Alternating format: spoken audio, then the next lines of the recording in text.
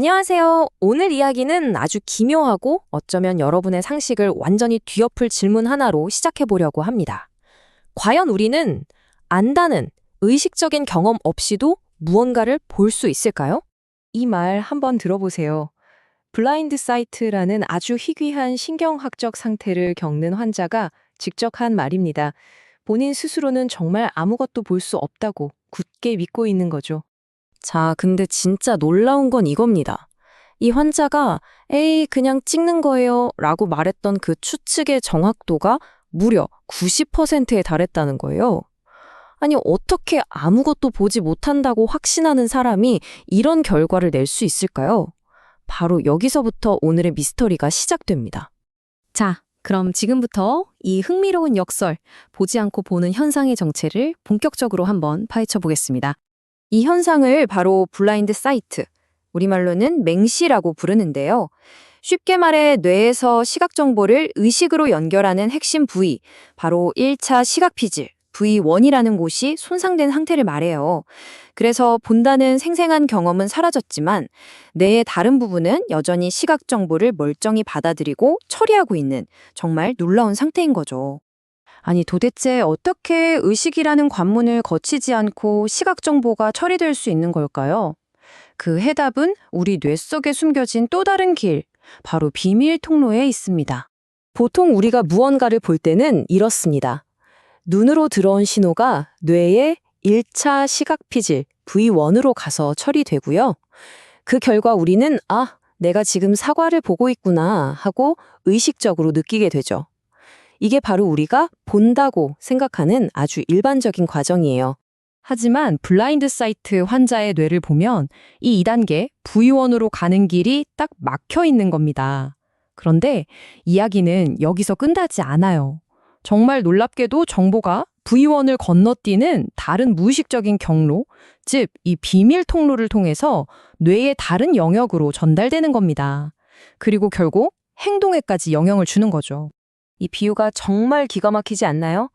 우리 뇌에는 우리가 평소에 아는 뻥 뚫린 시각 정보에 고속도로만 있는 게 아니었던 거죠.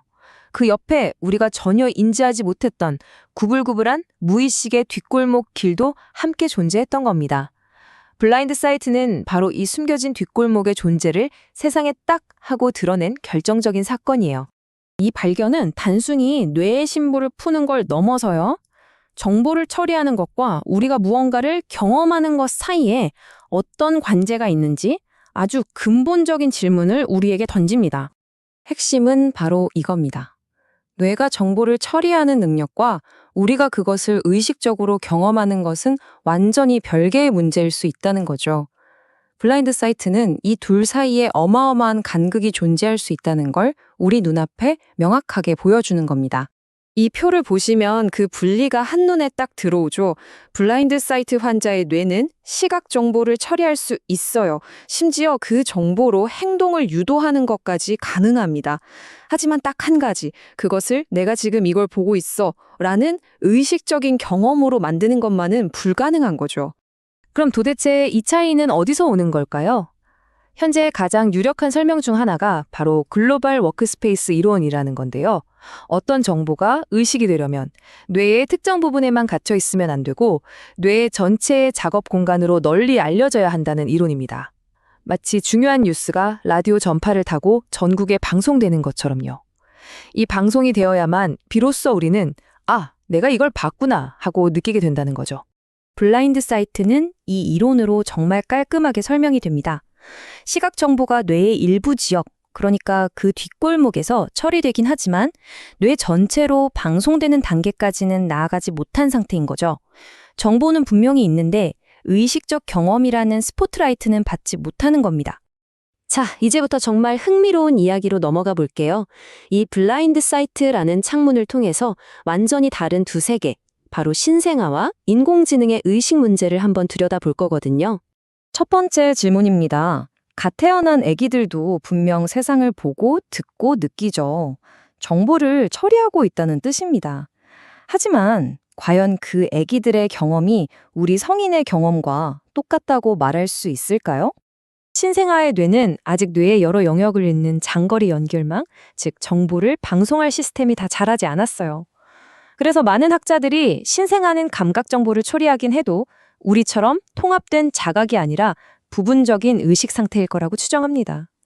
놀랍게도 이게 바로 블라인드 사이트가 보여준 정보 처리와 경영의 분리 원리와 정확히 같은 맥락인 거죠. 다음은 요즘 가장 뜨거운 주제 중 하나죠. 바로 인공지능입니다. 우리보다 훨씬 더 복잡한 정보를 훨씬 더 빨리 처리하는 AI. 과연 이 AI는 의식이 있다고 할 수 있을까요? 블라인드 사이트는 여기에 아주 중요한 단서를 던져줍니다. 아무리 정교하게 정보를 처리하더라도 그것이 곧 주관적인 경험을 의미하지는 않는다는 강력한 증거니까요.